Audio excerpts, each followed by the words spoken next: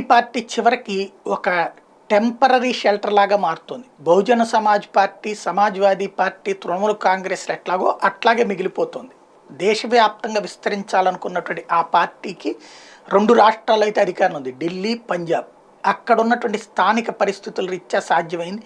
మిగతా చోట్ల విస్తరణ సాధ్యం కావట్లేదు. ప్రయత్నాలు చేస్తున్నది. గుజరాత్లో వరుసగా 4 టర్మ్స్గా ప్రయత్నిస్తున్నది. మొన్నటిసారి బీజేపీలో టిక్కెట్ దొరకనటువంటి రెబల్ ఎమ్మెల్యే క్యాండిడేట్ వచ్చి రెబల్ వచ్చి అక్కడ ఆప్లో చేరితే ఒక సీటు గెలిచింది.